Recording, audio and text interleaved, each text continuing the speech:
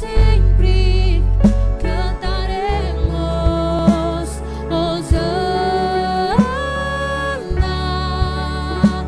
Hosana, o noivo vem.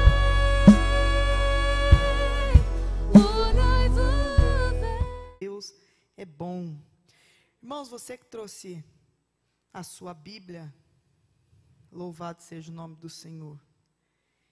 Eu falo para o meu esposo que nós estamos parecendo uns ninjas, né, pastor, com essas máscaras. É máscara preta, é rosa, é branca, é do Mickey, é da Minnie, é do Pateta, é tudo quanto é personagem. Dá para escolher, né? Louvado seja Deus. Livro dos Juízes.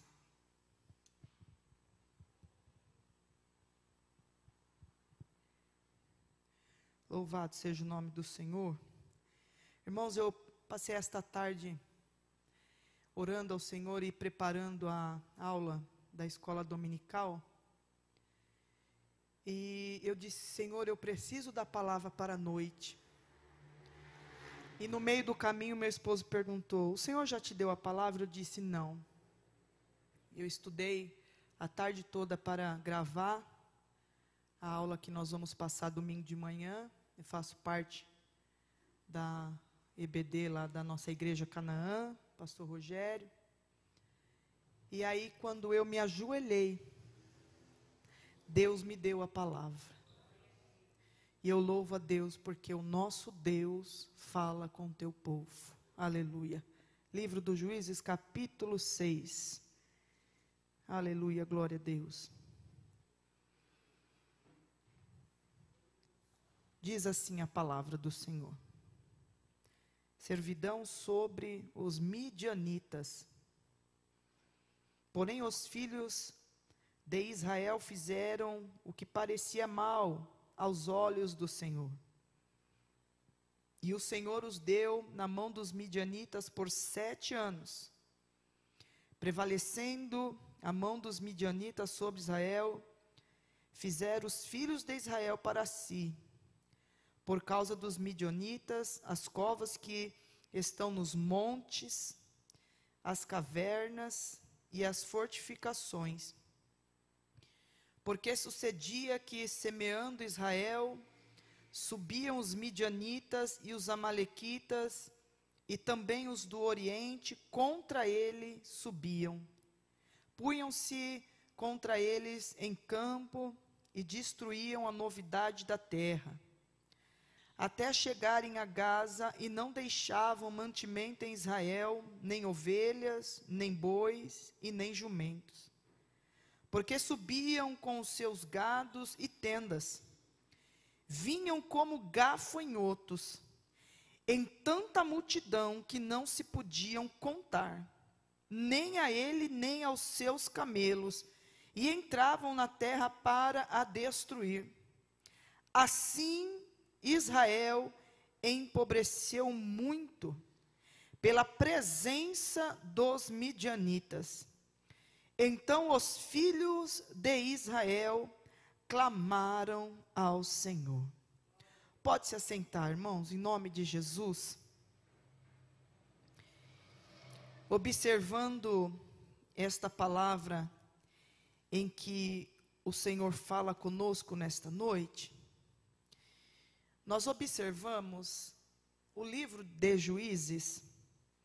É um livro que, desde o seu primeiro capítulo até o último, quando você começa a ler, sempre vai dizer que Israel fazia o que era mal aos olhos do Senhor. E no capítulo 6, não é diferente. Quando nós lemos, e também o Senhor nos mostra que mais uma vez Israel fez o que parecia mal aos olhos do Senhor.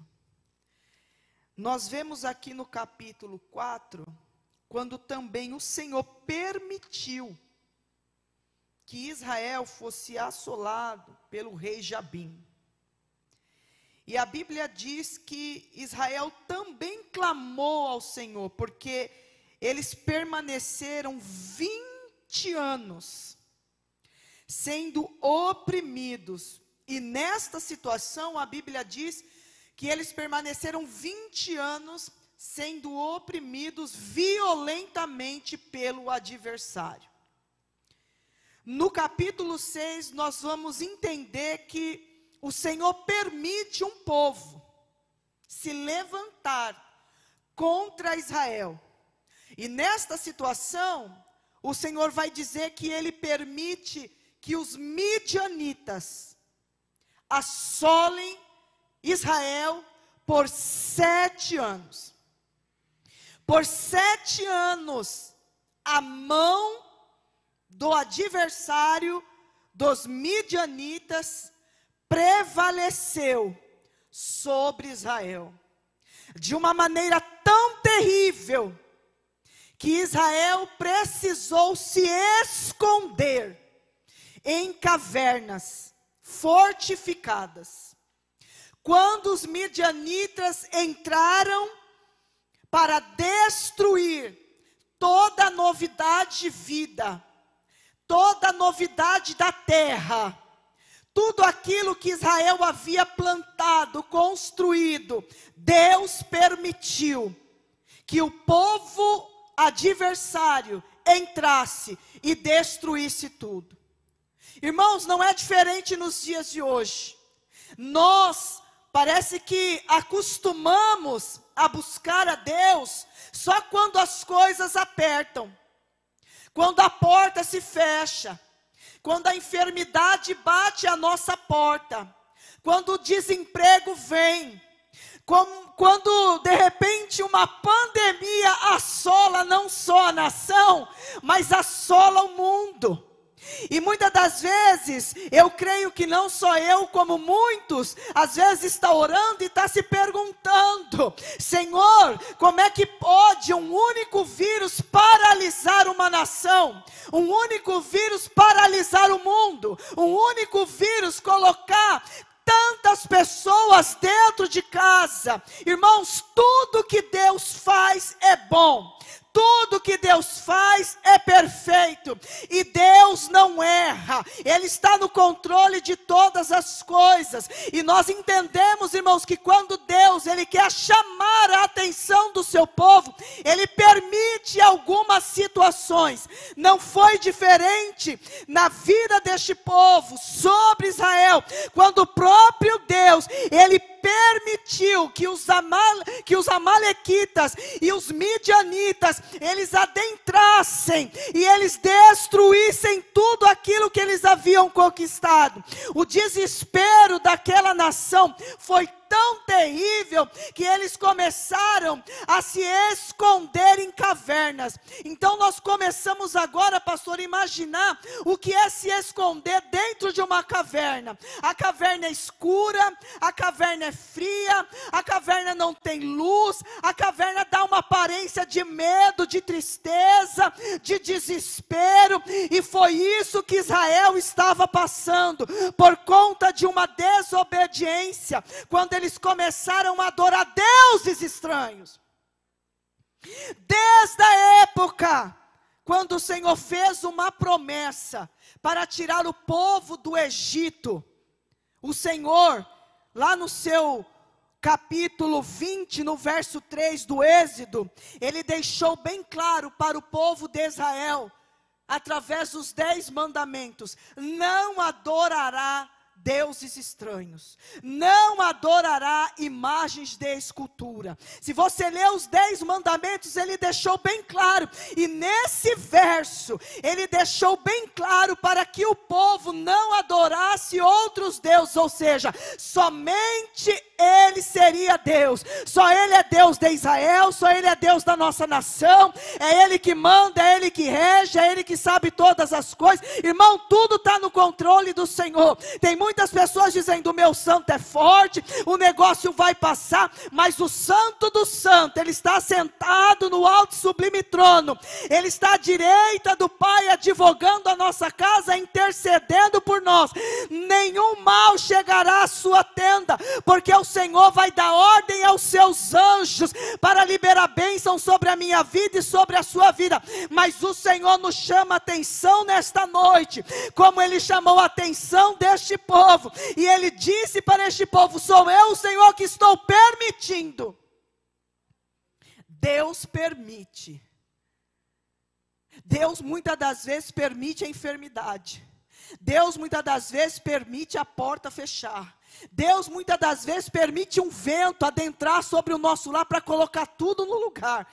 Irmãos, eu nunca vi tantos milagres no meio dessa pandemia. Pessoas que ligam: irmã, eu recebi milagre, eu recebi vitória, a minha casa está diferente, o meu marido voltou para a casa do Senhor, o meu filho reconciliou com Jesus. Muitas pessoas estão dizendo que só vê desgraça, que não vê futuro promissor, que esse ano acabou. Quem disse, irmão? No meio da tormenta, Deus está abrindo um caminho. No meio do deserto, Deus está colocando tudo no lugar. Tem pessoas que têm orado, clamado diante do Senhor, e o Senhor tem ouvido a nossa oração, o Senhor tem ouvido a nossa súplica, mas Ele chama a nossa atenção nesta noite a um único Deus, a um único caminho, a uma única verdade: Jesus Cristo de Nazaré. E ninguém vai ao Pai se não for através dele. O nosso coração tem que estar voltado diante do Senhor. O adversário muitas das vezes ele pode até se levantar, mas Deus abate. Ele pode até colocar medo, mas Deus entra para resolver. Todo espírito de medo, toda síndrome do pânico, todo espírito de depressão, o Senhor está jogando por terra. O Senhor eu vejo o Senhor passeando no meio deste camandaçoderé, e o Senhor está dizendo: eu vou fazer uma coisa nova, ainda que foi permissão do Senhor. Olha o que o Senhor estava falando com este povo. Este povo estava tão amedrontado, irmãos, tão apavorado, porque Deus deu força para os midianitas entrar, e eles entraram, destruíram, acabaram com tudo. A Bíblia diz que os midianitas, eles eram como gafanhotos. Esses dias atrás nós vimos algumas notícias de uma grande multidão de gafanhotos adentrando na Argentina, no Paraguai, e diz que ia vir para o Brasil, e aí eu não sei o que aconteceu, que esse negócio desviou, e a gente vê na televisão, nas redes sociais, o tanto de gafanhoto que estava acabando com tantas lavouras na Argentina. Então imagine, irmãos, que esses midianitas, eles eram como gafanhotos. Eles entraram para destruir, e quando esses gafanhotos entram, eles comem tudo, eles devoram tudo, eles não deixam nada à vista. Assim foi este povo. O que eles passaram foi uma situação difícil e complicada, mas a palavra do Senhor diz que Deus estava com eles. Por mais que eles tinham deixado um Deus em segundo plano, por mais que eles tinham feito algo que não tinha agradado ao Senhor, o Senhor ainda estava com as mãos estendidas sobre a vida daquele povo de Israel. E a Bíblia diz que quando eles entraram, Israel empobreceu muito, a ponto deles não verem saída. Você já passou situações que você olha e não vê saída? Você vai para a direita, você não vê saída. Você vai para a esquerda, você não vê saída. Você conversa com um amigo, não tem solução. Você conversa com alguém da família, você não consegue uma solução. Às vezes, irmão, até na igreja você vem, conversa com o pastor, conversa com a irmã do ciclo de oração, porque o Senhor, na verdade, Ele está trabalhando em você. Ele está moldando você. Ele quer que você tenha um particular, uma comunhão, uma oração intercessória glória diante do céu. É como Mateus capítulo 6, ele está nos ensinando, ó, entra no teu quarto, fecha a tua porta e ora em secreto ao Senhor teu Deus, e por certo Ele vai falar contigo. É a oração do Pai Nosso. E quantas vezes muitos se esquecem até de orar o Pai Nosso, se esquece até de agradecer. Não se agradece só por aquilo que Deus faz, por aquilo que Deus pode te dar. Se agradece na tormenta, se agradece na tempestade, se agradece no deserto, porque no deserto, na tempestade, irmão, Deus está comigo e com você. É escola de ensinamento. Deus não te abandonou, mas Ele quer que você cresça. Este povo estava passando um momento difícil, e quando os midianitas adentraram, eles lembraram. Que coisa triste. Quantos só lembram de Deus quando precisa? Ah, irmão, mas eu pensei que a irmã ia pregar outra palavra. Não, irmão, segura. Tem bênção de Deus para a tua vida. Mas o Senhor está abrindo a nossa mente nesta noite. Começaram a clamar a Deus. Por causa dos midianitas, estavam com medo. E o Senhor fez uma promessa a Abraão, dizendo que todas as terras. O Senhor fez uma promessa a Josué, dizendo que Josué ia conquistar todas as terras. Que todas as terras seriam terras do povo de Deus. Que todas as terras seriam benditas. E agora este povo esquece dos mandamentos, daquilo que Deus ordenou, e começam a se afastar. Mas quando eles lembram que Deus está no controle, que mesmo eles estando afastados da presença de Deus, que mesmo eles adorando a Baal, a Deus estranho, ainda existe um Deus, que quando eu clamar, quando eu pedir misericórdia, Ele vai se levantar, e vai ouvir o meu clamor. Eles lembraram, então quando eles lembraram, eles começaram a clamar ao Senhor. Deus respondeu a oração através do clamor. Deus responde oração através de um joelho dobrado. Deus falava comigo nesta tarde: joelho dobrado e calejado evita ter coração ferido. Eu até levei um susto. Eu estava estudando e o Espírito Santo de Deus falou para mim: filha, joelho calejado evita coração ferido.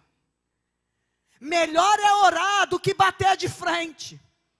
Melhor é orar do que você querer resolver do seu jeito. Melhor é orar do que você ficar inquieto, angustiado, depressivo, sem saber o que fazer.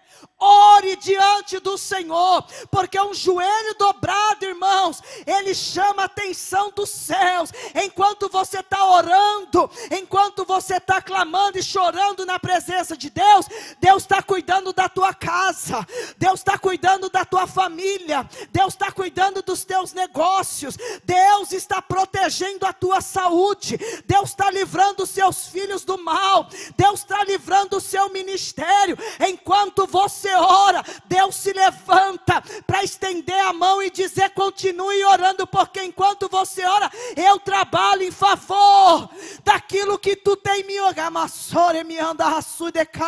sabe, irmãos, nós temos que voltar ao primeiro amor, à primeira essência. A igreja de Éfeso, quando orava ao Senhor, quando eram cheios do Espírito de Deus, mas foi passando o tempo, veio as lutas, veio as tribulações, e eles começaram a se esquecer. Então o Senhor lembra o apóstolo amassou decai João, e diz: João, vai até a minha igreja e diga a eles onde é que eles caíram. Lá em Apocalipse capítulo 2, quando o Senhor levanta João para escrever as 7 igrejas da Ásia Menor, e a primeira igreja que João vai chamar a atenção é a igreja de Éfeso. E ele vai dizer: lembra de onde vocês caíram. Vocês praticavam a caridade, ou seja, o amor. mas vocês pararam, vocês desistiram. A caminhada não é tempo de parar. Nem sempre, irmãos, a gente vai ter êxito, nem sempre vai ser só vitória. Vai ter dia de confronto, vai ter dia de luta, vai ter dia de desespero, vai ter dia, pastor, que vai dar vontade de parar.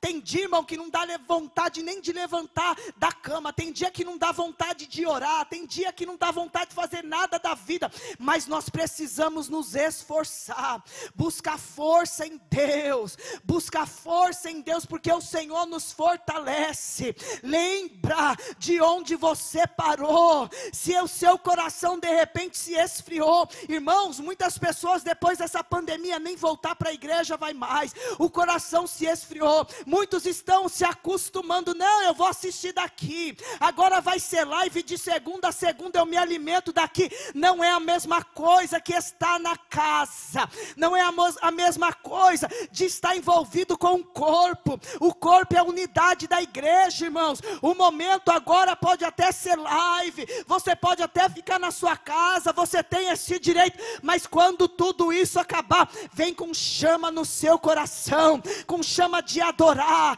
com chama de fazer a obra, com chama de querer ganhar almas para Jesus. Onde foi que você parou? Pratica a primeira caridade, pratica o amor, porque o amor supera, o amor cura, o amor livra, o amor levanta. Deus está chamando a nossa atenção para que nós venhamos entender. Não clame ao Senhor no dia mau, não clame ao Senhor quando tudo der errado. Continue clamando, continue buscando ao Senhor, porque quando o povo começou a clamar, irmãos, eles nem precisavam passar o que eles estavam passando, mas Deus permitiu, porque eles se afastaram da presença de Deus.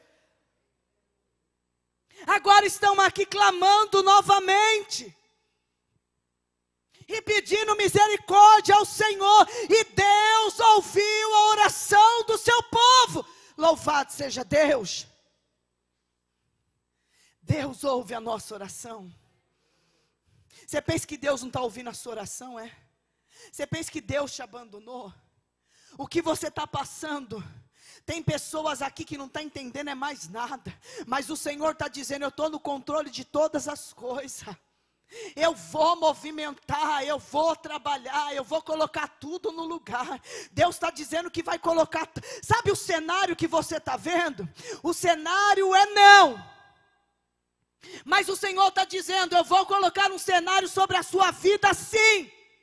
E o meu nome vai ser glorificado. Arranca a tristeza do coração, porque eu vou começar a levantar profetas. Eu vou começar a movimentar pessoas dentro da igreja. Irmão, quem quer a água está aqui, está jorrando. É uma fonte inesgotável. Mas quem não quer vai morrer de sede. Mas quem quer a presença de Deus vai ser saciado. Que amanda sui decai. Tem água para ser saciado nesta noite. Não é água física. Quando a samaritana olhou para Jesus e disse, me dai dessa água que eu estou com sede.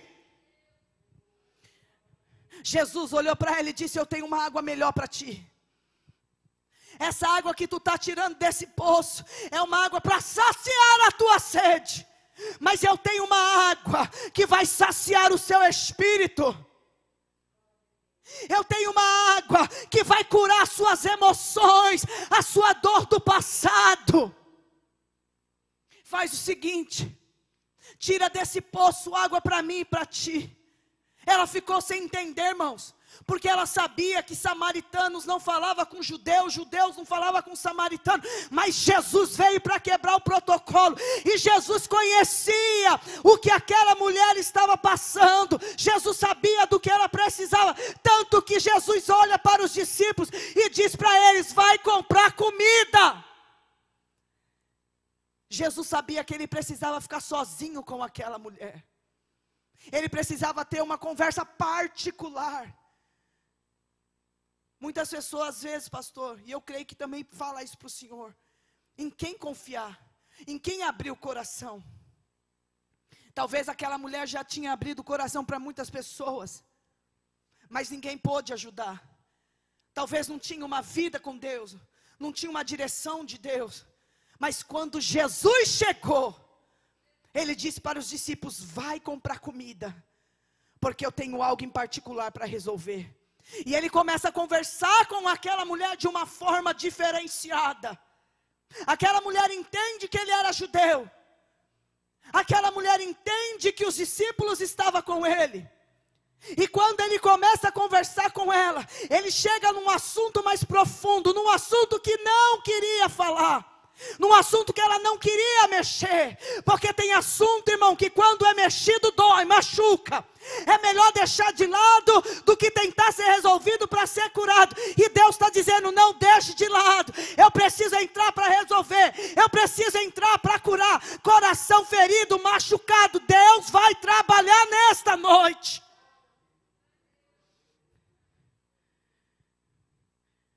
Me dá um pouco dessa água. Jesus falou: se tu soubesse quem é que está te pedindo água.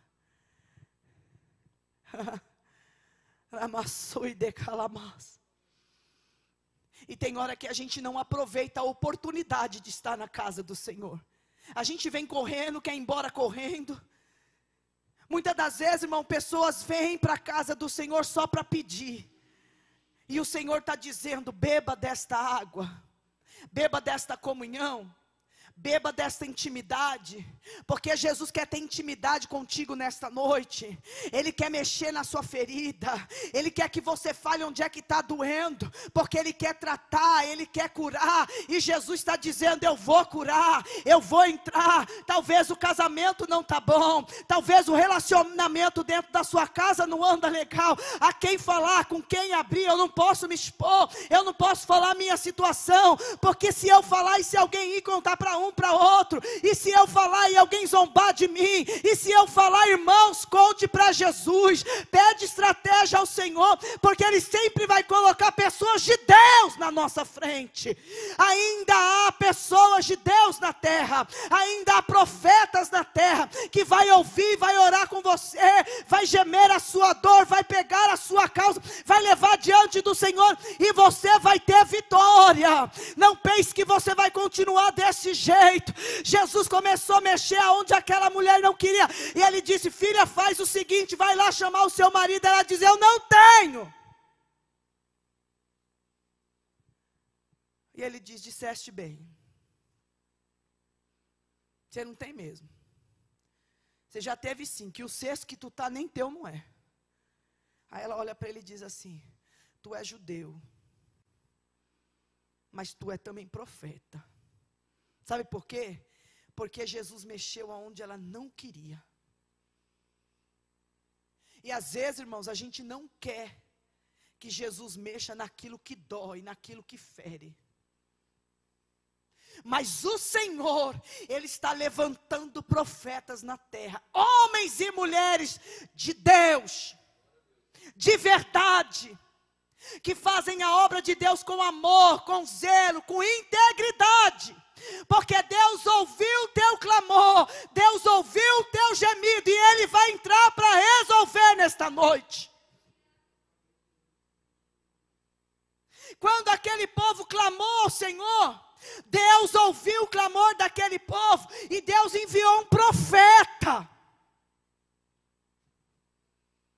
No meio daquele povo, Deus envia um profeta.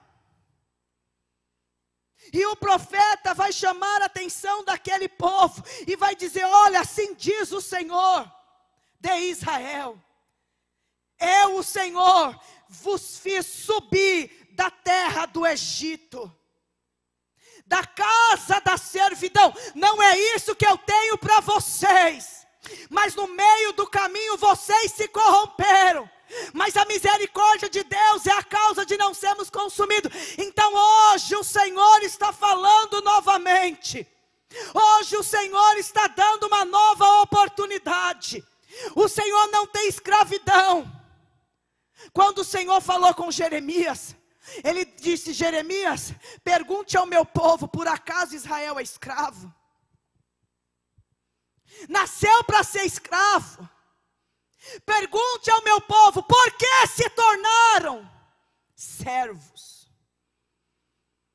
porque se tornaram escravos do pecado, porque se tornaram levianos, porque se perderam nas suas próprias vaidades.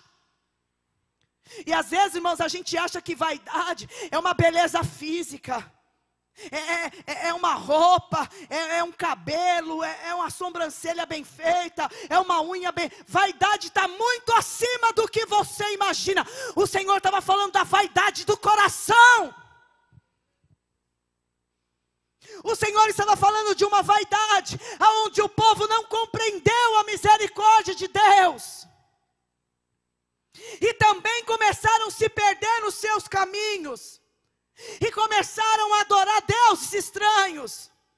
Até que o Senhor levanta um profeta por nome Jeremias, que não teve filhos, que não teve família, que foi escolhido jovem, entre seus 17 anos de idade, para profetizar contra uma nação que estava se corrompendo contra Deus.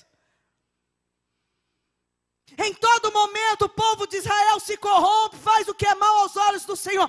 Mas a misericórdia, irmãos, o amor incondicional. Eu fico imaginando que Deus é esse. Se alguém pisa no seu calo, você por muito pouco não quer perdoar, não quer estender a mão. Mas Deus é diferente. O amor de Deus é diferente. Quantas vezes, irmão, Davi errou e Deus o perdoou. Salmo 51. Davi diz: Senhor, lava-me do meu pecado, me purifica, porque eu fui concebido em iniquidade. Senhor, eu errei, mas tem misericórdia, Senhor, da minha alma. E Davi é conhecido como o segundo coração de Deus. Que amor é esse? Que enquanto nós estamos desagradando a Deus, Deus está olhando e está dizendo: não erra, vigia, olha, cuidado. O inimigo está vindo por um caminho, mas por 7 caminhos ele vai bater em retirada. O Senhor não vai permitir a destruição, o Senhor não vai permitir a escuridão. O Senhor faz tudo, todos os dias, 24 horas, irmão, para que nós não venhamos perder a nossa salvação. Porque a maior dádiva da vida de um homem, de uma mulher, de um crente em Cristo Jesus é a salvação. Você pode ter ouro, você pode ter prata, você pode ter riquezas escondidas, você pode ter tudo, mas se você perder a sua salvação, quando o Senhor disse: louco, ainda esta noite o adversário pedirá a sua alma, o que é que você vai fazer? Porque perder a salvação, irmão, é a eternidade toda. Nós temos que priorizar a nossa comunhão, intimidade, a nossa salvação com Deus. Deus chama a nossa atenção. Sabe o que eu vejo daqui para diante? Não que Deus passe a mão, mas Deus não vai mais passar a mão em ninguém. O negócio vai ser diferente. Deus vai começar a limpar, Deus vai começar a tratar, Deus vai começar a purificar, Deus vai começar a levantar uma geração cheia, bem disposta da sua presença. Vai haver um grande arrependimento, irmãos, em todas as nações. Eu tenho ouvido falar muito, pastor Marcelo, que o Brasil vai ser celeiro de missionários, que o Brasil vai ser celeiro de profeta, e vão ser enviados a nações, e eu creio, irmãos, porque Deus está trabalhando na nação brasileira, Deus está chacoalhando a nação brasileira. E quer saber de uma coisa? Ainda não desceu temor na igreja, a igreja ainda está sonolenta, mas vai chegar o momento, irmão, que vai descer, a igreja vai acordar, vai entender, e Deus vai começar a levantar o seu povo na terra. Oh, glória a Deus, aleluia. Deus levanta um profeta para falar. E a palavra do Senhor diz: e vos livrei da mão dos egípcios, da mão de todos quantos vos oprimiam, e os expeli de diante de vós. Ou seja, expelir, Deus está dizendo para aquele povo: eu lancei, eu joguei fora de diante de vós. Eles não têm mas autoridade e poder sobre vós. Porque Jesus morreu no madeiro, o sangue foi derramado, ao terceiro dia ele ressuscitou, o preço foi pago por mim e por você. É por isso que nós estamos aqui. Sabe por que você está sentado aí? Sabe por que eu estou aqui por misericórdia, pregando a palavra do Senhor Jesus? Porque um dia ele morreu por mim e por você. Porque um dia ele entregou a sua vida preciosa. Ele foi como ovelha muda ao matadouro, por amor a mim e a você.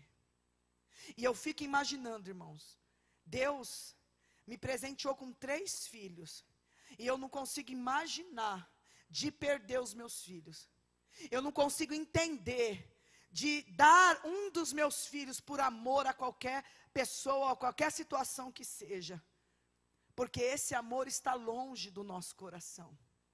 Mas o amor de Deus é diferente, e Ele deu o seu único filho, para que todo aquele que nele crê, não pereça, mas tenha a vida eterna.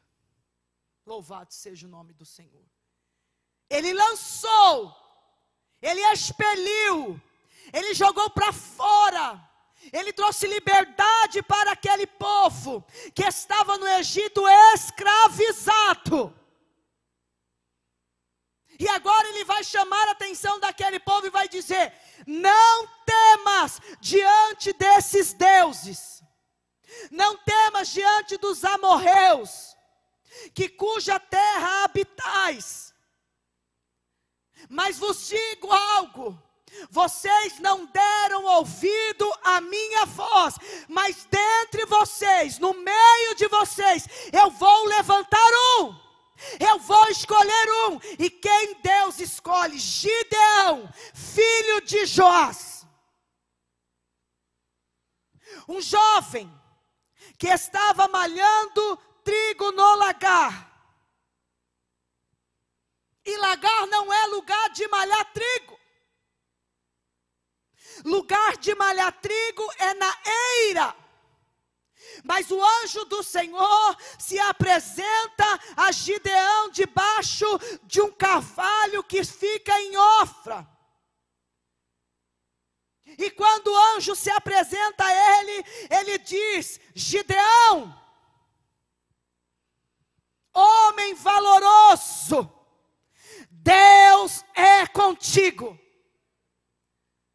O momento era de aflição, o momento era de perca, o momento era de terror, o momento, irmão, que eles estavam vivendo, era momento de medo. Mas o anjo do Senhor se apresenta a Gideão e diz: Gideão, homem valoroso, Deus é contigo.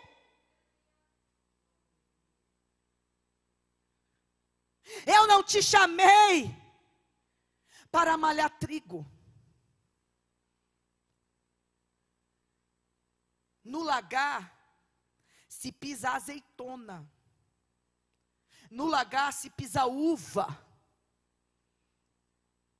Está no lugar errado, mas eu vou consertar a casa, vou te tirar, vou te dar força, sabedoria, todo medo.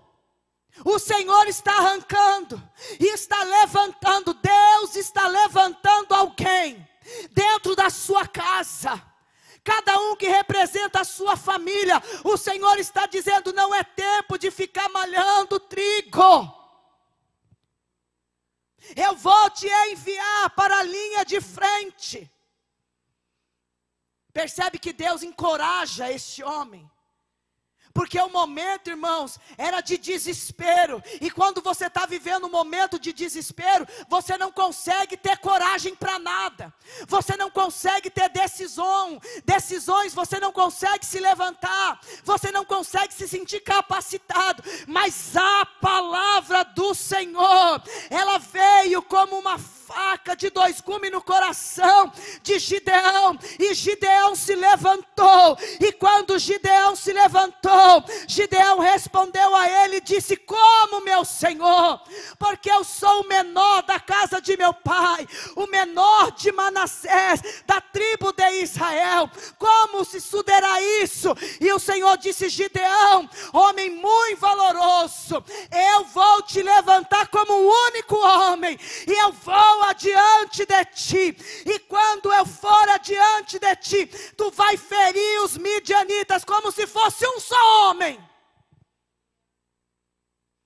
porque eu estou te dando autoridade, porque eu estou abrindo os seus caminhos. E quando Deus dá autoridade e abre os caminhos, irmão, sai da frente, porque é Ele que decide, é Ele que entra para resolver, é Ele que entra para trabalhar. Gideão estava com medo, mas ele aceitou o desafio. Esse negócio de dizer, eu não tenho medo de nada, mentira, irmão. Tem hora que a gente tem medo, sim. A gente não é 100% crente. Tem dia que dá uma angústia, um desespero no coração da gente. Mas o Senhor, Ele não erra. Deus sabe quem Ele escolhe para colocar aqui. Deus, Ele sabe o pastor que Ele levanta para rebanhar o seu rebanho. Deus sabe quem Ele coloca para louvar, para adorar ao Senhor. Deus sabe quem Ele escolhe para colocar na portaria da igreja. Deus sabe quem Ele escolhe para cuidar lá da cantina, quando você vai comer um pastel gostoso, tomar um refrigerante. Deus sabe quem Ele escolhe para cuidar do som, cada um no seu chamado, irmão. Se alguém me colocar no som, ninguém vai escutar nada, porque eu não sei mexer em nada. Talvez se você subir aqui para pregar, você não vai conseguir falar nada, porque tudo tem um encaixe. Deus vai colocando encaixe, Deus vai trabalhando, Ele vai manifestando a sua glória de uma forma especial. Ele sabe quem Ele escolhe dentre este povo. Ele olhou para Gideão e viu ele lá malhando trigo no lagar, e ele disse a ele: está no lugar errado, mas vou colocar no lugar certo. Está com medo, mas eu vou colocar força. Não está entendendo nada, mas eu vou abrir o caminho. A situação está desfavorável, está tudo perdido. Os midianitas entrou, arrebentou com tudo, mas eu vou restaurar a terra, vou trazer novidade de vida, vou colocar tudo no lugar e meu nome vai ser glorificado, diz o Senhor. Aleluia, glória a Deus. E eu acho interessante que Gideão teve temor, porque Gideão fez prova com Deus, e nós temos que fazer prova com Deus mesmo, irmão. E sabe o que o Senhor está dizendo? Faz prova comigo, porque eu vou te responder. Gideão falou para Deus assim: se o Senhor me escolheu, se o Senhor acha que eu sou capacitado, porque eu não sou. Se o Senhor acha que eu vou vencer essa batalha, porque eu não consigo ver isso, me dá um sinal. Rogo-te que me dê um sinal, para que eu entenda que o Senhor é comigo. E Gideão começou a pedir sinais.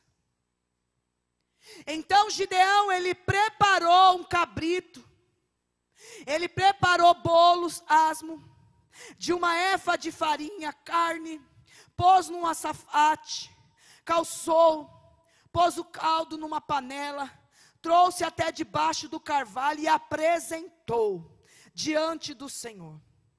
Porém o anjo de Deus lhe disse: toma a carne e os bolos asmo, e põe sobre esta penha, e verte o caldo. E assim Gideão fez. E o anjo do Senhor estendeu, pondo no cajado que estava à sua mão, e tocou a carne e os bolos asmo. Então subiu fogo da penha, e consumiu a carne e os bolos asmo. E o anjo do Senhor desapareceu de seus olhos. O primeiro sinal. Deus tocou fogo, irmãos. e consumiu tudo. Então o anjo do Senhor desapareceu diante dos seus olhos. Então viu Gideão que era o anjo do Senhor e disse: ah, Senhor Jeová, que hoje eu vi o Senhor face a face. Sabe o que Deus está dizendo? Você precisa ter intimidade com Deus. E intimidade com Deus só tem na oração. E a igreja de Cristo, irmão, não quer ter vida de oração. E nós só vamos ter êxito, nós só vamos vencer os desafios da vida, nós só vamos conseguir colocar o adversário para fora da nossa casa, para fora do casamento, dos vícios dos filhos, quando nós tivermos uma vida de oração. A oração dá sono, a oração dá preguiça, a oração dói o joelho, dói o corpo, dói tudo. Quando o Senhor começou a falar para mim assim: eu quero que você tenha uma vida de oração. Antigamente eu orava 10 minutos, 20 minutos. Quando eu estava ajoelhada, eu estava dormindo lá no sofá. Falava: meu Deus, dormi de novo, Jesus, você viu? Aí foi passando um tempinho, e aí a irmã Keila vai para 20, para meia hora, 40 minutos, aí já doía tudo, eu levantava: Jesus, já está bom, não estou aguentando mais não. Que eu sei que Jesus não quer sacrifício. Mas eu quero que você entenda, quando você começa a pegar gosto, você esquece o tempo. Porque o seu tempo, escute isso, se torna precioso com Deus. Você começa a pegar gosto pela oração e o seu tempo se torna precioso. Um dia o pastor falou: irmã, hoje nós vamos orar um pouquinho, na igreja onde eu congregava.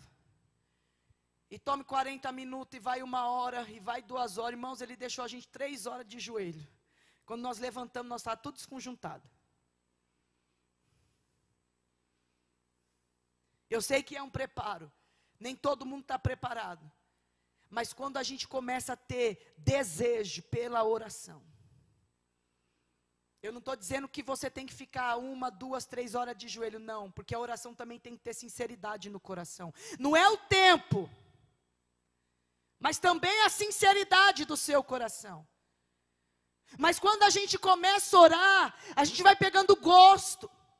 Vai vindo palavras na nossa boca. Você vai lembrando do fulano, você vai lembrando do vizinho, você vai lembrando da igreja, você vai lembrando dos hospitais, dos irmãos que estão encarcerados, irmão, e aí você começa a lembrar de situações: Senhor, visita aquela pessoa, Senhor, tem misericórdia, Senhor, entra na minha casa, Senhor, abre porta. E quando você vai perceber, irmãos, você já teve um tempo de comunhão, um tempo de adoração com Deus. E quando você vai buscando esse tempo de adoração com Deus, tudo muda na sua vida. Porque nos dias de hoje, está difícil orar. Mas o Senhor nesta noite está dizendo: eu quero uma igreja que ore. Eu quero uma igreja que busque. Enquanto Gideão começou a buscar a palavra do Senhor, Deus foi falando com ele. Deus foi dando estratégias. E as estratégias que Deus foi dando, irmão, Gideão entendeu que ele precisou se levantar e avançar. E quando Gideão se levantou e avançou, Deus começou a trabalhar. Tudo aquilo que o adversário havia roubado daquele povo, o Senhor começou a retribuir. O Senhor começou a abençoar. Deus tem prazer em nos abençoar nesta noite. Deus tem prazer em entrar na sua vida, na sua casa, na sua família. Começa a pedir sinal para Deus, começa a pedir direção para Deus, que Deus vai fazer aquilo que você nem imagina, diz o Senhor. E eu encerro esta palavra, que ainda tem muita coisa para falar, mas o horário já foi. Deixando para você nesta noite: peça sinais, porque o Senhor vai responder a sua oração. Peça sinais, porque aquilo que o inimigo te roubou, Deus vai permitir, Deus vai trazer de volta. Sabe o que o Senhor está dizendo? O inimigo roubou a tua alegria, e Deus quer devolver esta alegria para você. Creia tão somente na palavra. Busque tão somente a palavra do Senhor. O Senhor foi com Gideão, o Senhor é com a igreja, o Senhor é conosco em nome de Jesus. É o reino teu, o poder e tua é a glória para sempre.